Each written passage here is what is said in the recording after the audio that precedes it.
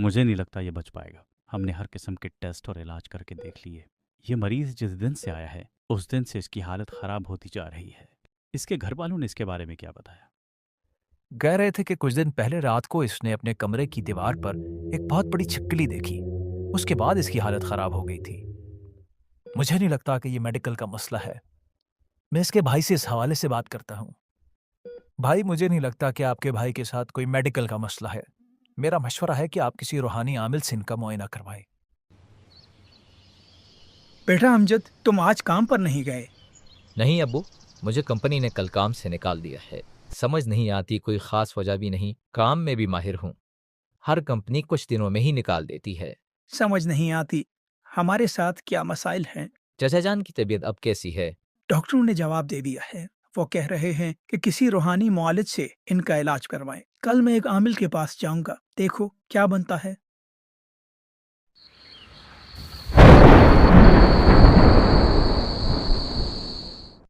बाबा से जो बात भी करना ऊंची आवाज में करना, इन्हें ठीक से सुनाई नहीं देता। बाबा, मेरे भाई की तबीयत बहुत खराब है। डॉक्टर को कुछ समझ नहीं आ रहा। उसके सारे टेस्ट भी ठीक आए हैं। बस मैं समझ गया। तुम ये चाहते हो कि तुम्हारा भाई टेस्ट में फेल हो जाए। नहीं बाबा, मेरा भाई बीमार है। मैं चाहता हूँ कि वो ठीक हो जाए।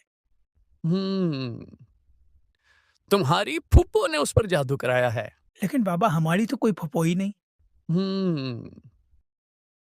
तुम्हारे भाई की बीवी की तो कोई फूफो होगी ही। हाँ बस उसी ने जादू करवाया है। बाबा, अब इसका हल क्या है? तुम्हारी जेब में कितने पैसे हैं अभी? 1.5 लाख रुपए। 150 रुपए? ठीक है, काम हो जाएगा तुम्हारा। अब मुझे क्या करना होगा? तुम्हारे भाई ने कल किस रंग का सूट पहना था? सफेद रंग का। बस तुम कल सफेद रंग का बकरा लेते आना। शुक्र है उन्होंने नीले रंग का सूट नहीं पहना। बाबा, जादू का तोड़ आप करेंगे या बकरा करेगा? मैं बकरे के जरिए जादू का इलाज करूंगा। बाबा, अगर बकरा आ रहा है तो मैं कढ़ाई धो लूं? तुम्हें कितनी बार कहा है गाहकों के सामने ऐसी बातें न किया करो। ठीक है बाबा, मैं दाल गरम करता हूँ। ये पागल खाने का भागा हुआ मरीज यहाँ कैसे आ गया? अरे बाबा, आपसे तावीज लेने आया था पिछले हफ्ते। आपने कहा था महबूब तुम्हारे कदमों में आ जाएगा। तुम्हारी फैमिली में दूल्हे को ऐसे तैयार करते हैं? अरे बाबा, मेरी शादी नहीं हो रही। कल इस लड़की के भाई आए और उन्होंने मार मार कर मेरी टांगे तोड़ दी। देखो, कुछ तो आया ही है ना तुम्हारे कदमों में। लेकिन अब तो मेरे कदम ही नहीं रहे। अब तुम क्या चाहते हो? मैं उसके भाइयों से बदला लेना चाहता हूँ। उन्होंने कल कौन से रंग का सूट पहना था? काले रंग का। तुम कल 3 काले बकरे ले आना, तुम्हारा काम हो जाएगा। ठीक है बाबा। यस बाबा, अब मुझे लगने लगा है कि आप चोर है। तुम्हारी हिम्मत कैसे हुई मुझे चोर कहने की? वो काम मैं कब का छोड़ चुका हूँ। बस बाबा, अब मैं जाना चाहता हूँ। क्या खाना चाहते हो? आलू, मटर, गोभी, दाल चना, दाल माश, हर चीज दस्तयाब है यहाँ। अल्लाह हाफिज बाबा।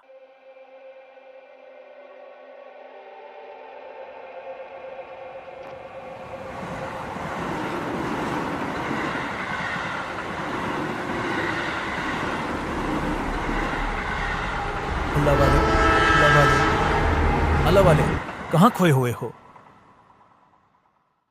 बस भाई, क्या बताऊं, मेरे साथ अजीब मसाइल चल रहे हैं। मुझे नहीं लगता ये बच पाएगा। मुझे कंपनी ने कल काम से निकाल दिया है। तुम्हारी फूफो ने उस पर जादू कराया है। आप क्यों इन जाली आमिलों के चक्कर में पड़ गए? यहाँ से कुछ फासले पर एक खानका है। वहाँ एक बुजुर्ग है, पीर अबकरी। आप उनके पास जाएं।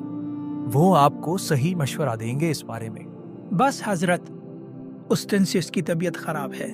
आप फिक्र मत करें, मैं कल आपके भाई का मुआयना करने अस्पताल आऊंगा।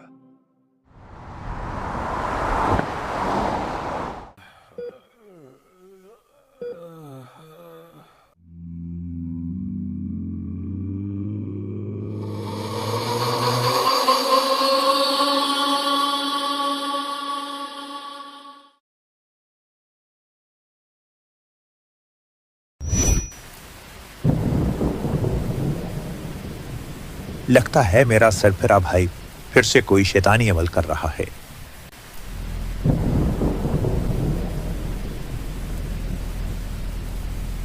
बस बहुत हुआ, मैं तुम्हें इस घर में और बर्दाश्त नहीं कर सकता। तुम अपना ये सामान समेटो और यहाँ से चले जाओ। मैं यहाँ से जा तो रहा हूँ, लेकिन आज रात जो मैंने करना है वो तुम्हारी अकल में नहीं आएगा। जल्द ही ये दुनिया मेरे आगे घुटने टेकेगी। आज रात मैं सदियों से सोई हुई अफरियत को जगाकर अपने काबू में कर लूंगा।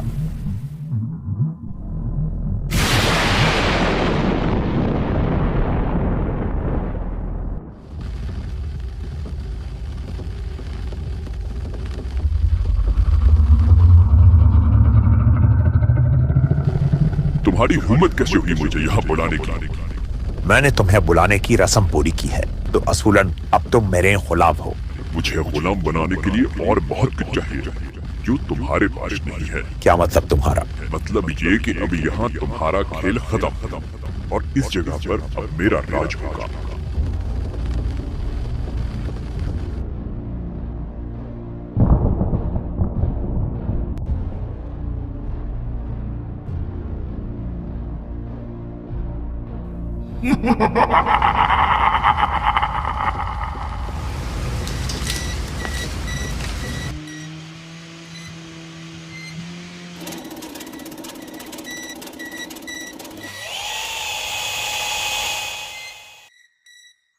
भाई ये घर हमें बहुत सस्ते में मिल गया। लगता है ये कई सालों से बंद पड़ा है। मालिक मकान ने बताया था इस घर पर अजीब असरात है। मैं जिन्नात और असरात पर यकीन नहीं रखता। तुम लोगों ने इस घर में आकर बहुत बड़ी गलती कर दी। तुम और तुम्हारी नस्लें अब कभी इस नहुसत से नहीं निकल पाएंगी।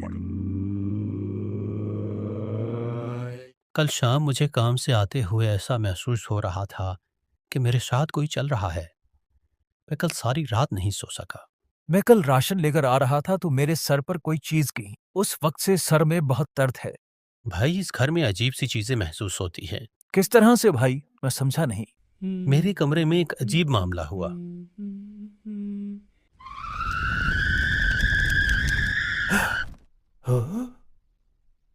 उसके अलावा मैंने एक अजीब आवाज सुनी। ये तिजोरियों के ताले मुझे नहीं रोक सकते। पता नहीं इस बात का क्या मतलब है। ओ भाई वो तो मैं आपको बताना ही भूल गया। जो ऊपर हमारी तिजोरी रखी है, मैंने सारे पैसे इसमें रखे थे। कल देखा तो सारे पैसे गायब थे। ओह अब समझ आया इस बात का क्या मतलब है।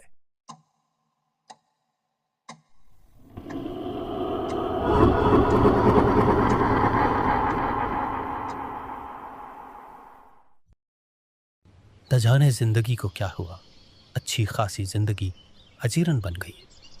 हमने तो जैसी तैसे गुजार ली। बस दुआ है हमारे बच्चे ऐसी जिंदगी ना गुजारें। उस घर को छोड़े कई साल हो गए, लेकिन वो चीजें पीछा नहीं छोड़ती।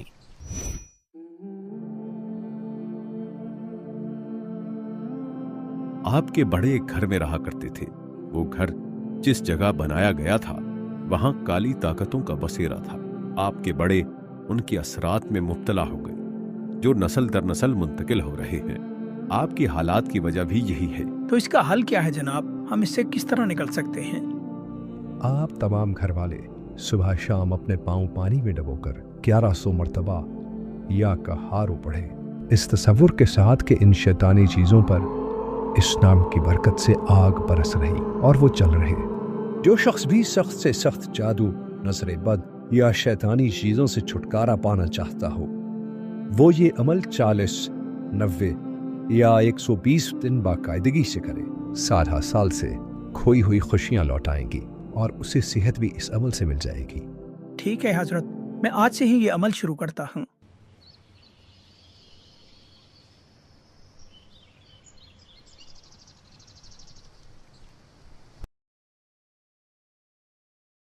तुम ये अमल करना छोड़ दो, वरना तुम्हारा वो हाल होगा कि तुम्हारी नस्लें याद रखेंगी। जब से ये अमल शुरू किया है मुझे अजीब ख्वाब आ रहे हैं। कल मैंने सिहन में देखा था कि कुछ पैसे पड़े हुए थे। याद आया, इसके बारे में भी मैंने ख्वाब देखा था। प्लीज अब तो वो अमल करना छोड़ दो। अब तो मैंने तुम्हें पैसे भी दे दिए हैं। मैं कल हजरत के पास जाकर इस चीज का तस्करा करूंगा। खबरदार, इनके धोखे में आकर ये अमल कभी ना छोड़ना। मेरे भाई की हालत अब पहले से बहुत बेहतर है। डॉक्टर हैरान हैं इतने कम वक्त में इतनी तब्दीली कैसे आ गई। आप तसल्ली से ये अमल जारी रखें। आपके बेटे के रोजगार के मसाइल भी इसी से हल होंगे। अगर आपके बड़े नए घर में मुंतकिल होने से पहले 4 काम कर लेते तो वो खुद भी खुशहाल रहते और वो खुशियां आप और आपकी नस्लों में भी चलती रहती।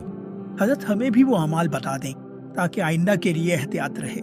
आप नए घर में जाकर 81 मर्तबा सूरह यासीन पढ़े।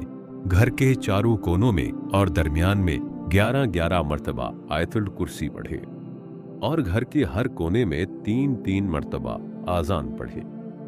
और सबसे आखिरी चीज, नए घर में मुंतकिल होके उस घर में 1, 3, 7 या 11 दिन उम्दा खाना पकाकर वो खाना गरीबों में तकसीम कर दे।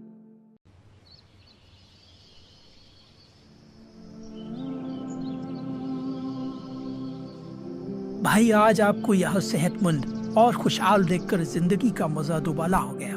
अल्लाह भला करे पीर अबकरी साहब का। उन्होंने जो अमल हमें बताया, उस अमल की बरकत से सालों बाद जिंदगी में खुशियां लौट आई। अल्हम्दुलिल्लाह। अमजद का भी अब अपना कारोबार है। शायद वो कभी जॉब में इतनी तरक्की ना करता जितनी उसे अब मिल गई।